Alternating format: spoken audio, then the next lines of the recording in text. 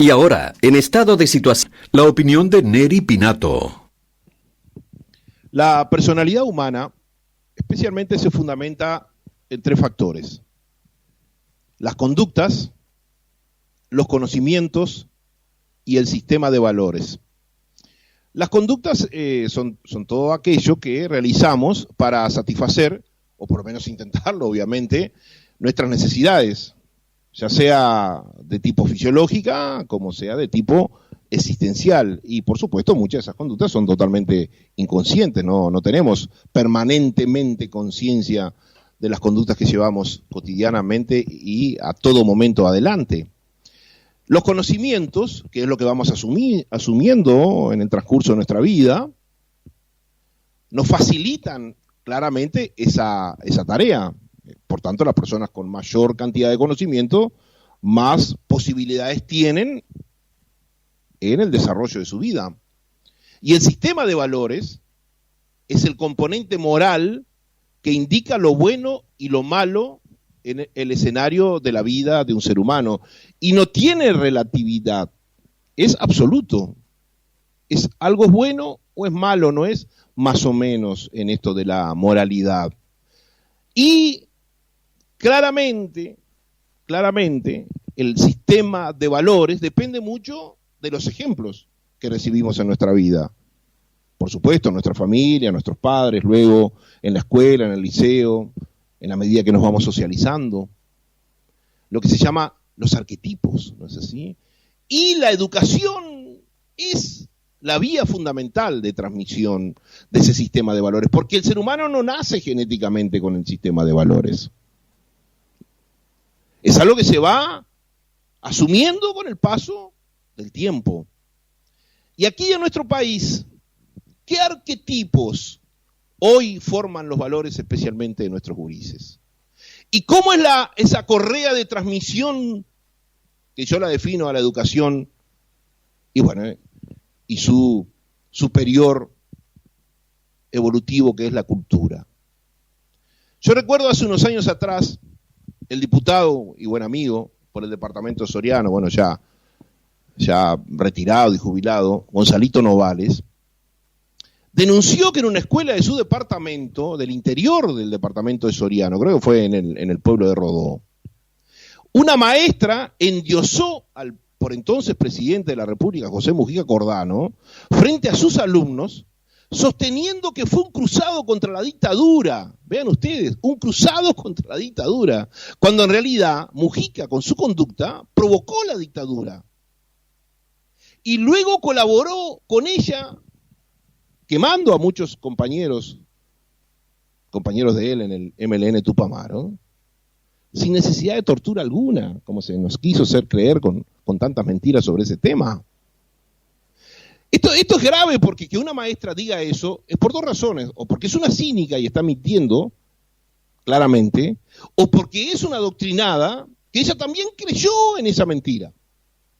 Es más, yo tiendo a pensar en esta segunda opción. Ahora, ¿a quién sorprende esto? Solamente a algún desprevenido. ¿Quién no sabe que estos hechos son cada vez más comunes en la educación pública y la laicidad bareliana que nosotros tanto rescatamos cada vez se respeta menos, por no decir que ya no existe? ¿Quién no sabe que la cultura, como lo denuncia permanentemente Javiercito Bonilla, y acá pongamos entre comillas eso de cultura, es funcional a una ideología y especialmente a un partido, con lo cual ya deja de ser cultura?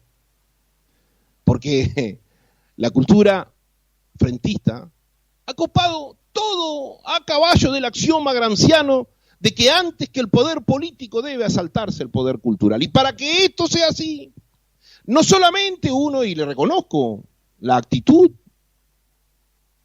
de esta gente de haber triunfado con todo éxito en esta imposición, sino lo más triste, lo más dramático, lo más repudiable y lo más criticable es la omisión prescindente de los responsables de los partidos tradicionales, que sin esa omisión prescindente hubiese sido imposible el triunfo de este objetivo. La elección en su tiempo del mismo Mujica como presidente fue el corolario claramente de decenas de años de imposición cultural a un país que se vanaglorió de sus valores éticos y democráticos, y especialmente culturales y educativos. Porque yo le pregunto a usted, doña María, o a usted, don José, de 60, 70 u 80 años que me está escuchando, si en las épocas del Uruguay, en la cual se nos definía como la Suiza de América, alguien como Mujica podría haber siquiera aspirado a un cargo importante en política. Ni que hablar, que iba a ser imposible que alguien como Mujica fuera electo presidente por más de la mitad de la población. ¿Ustedes recuerdan cuando uno de los gloriosos ministros de defensa del gobierno, justamente mujicano, un hombre de apellido Rosadilla, no me acuerdo el nombre, ministro de Defensa, definió al grupo terrorista vasco ETA como a veces terrorista, ante una pregunta que se le hizo en un programa de televisión? A veces terrorista lo definió al grupo ETA. Esta insólita afirmación, en otros tiempos y con otros gobiernos, seguramente hubiese desatado un escándalo, y ni que hablar que el ministro hubiese caído al momento que terminó de decir eso. Sin embargo, nada pasó. Porque para ello está esta cultura que aliena y vuelve acrítico al público, y lo más triste, también a los comunicadores y a los políticos de quienes por entonces eran de la oposición. Aunque, hay que decirlo, en estos casos seguramente hay otras razones no tan ideológicas, sino más ligadas al interés económico. En el caso de esta afirmación de ese por entonces ministro mujicano de Defensa, Rosadilla, habría que haberle preguntado si un asesino es asesino a veces. ¿Y cuándo? Cuando asesina nada más.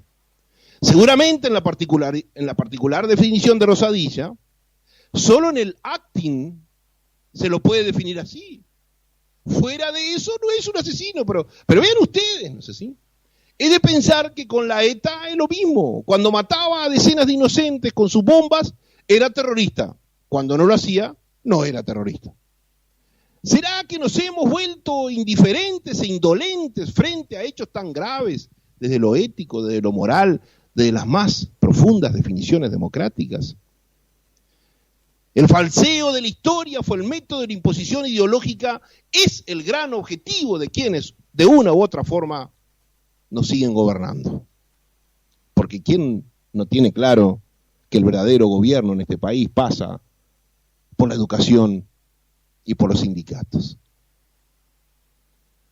Cuando terminó la Primera Guerra Mundial, entre 1914 y 1918, en las conversaciones sobre las condiciones de paz, los alemanes, derrotados, trataban de lograr las condiciones menos duras posibles de parte de los triunfantes aliados, falseando las causas de la guerra.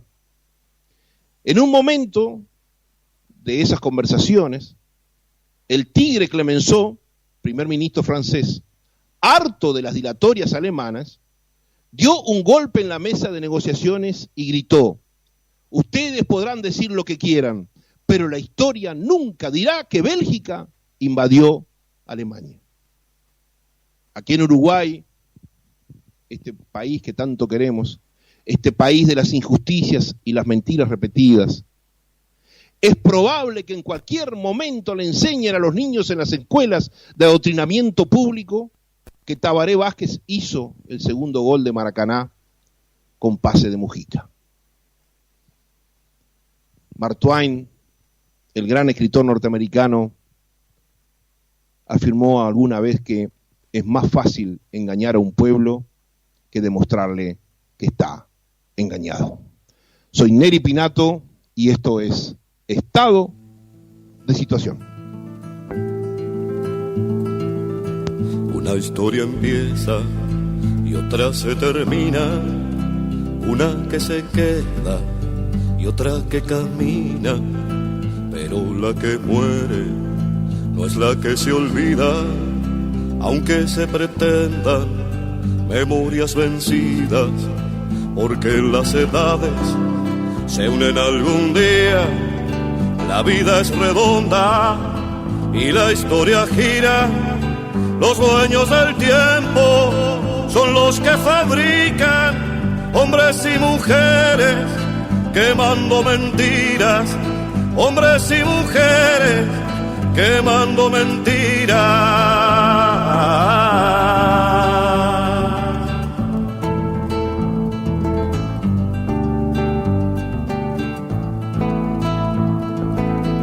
Una historia guarda raíces queridas y los ojos llenos de agua contenida y un porqué gigante buscando familias y madres de tierra venciendo su herida, porque hay otra historia bajo la ceniza, igual que una estrella que adentro ilumina, y el fuego sembrado será la semilla que arderá mañana quemando mentiras, que arderá mañana quemando mentiras.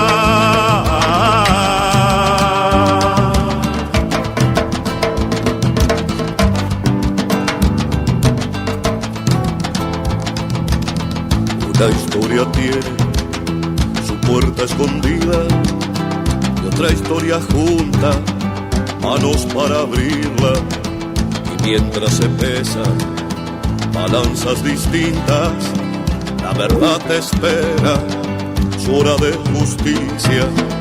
La historia no calla su voz convencida cuando la construyen quienes la germinan, y el futuro es niño que recién respira, y los niños crecen quemando mentiras, y los niños crecen quemando mentiras. La la la la la la la la la la la la, quemando mentiras. La historia es la vida quemando mentiras.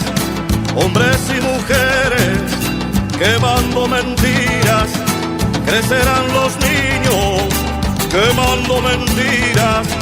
La historia camina quemando mentiras, quemando mentiras, quemando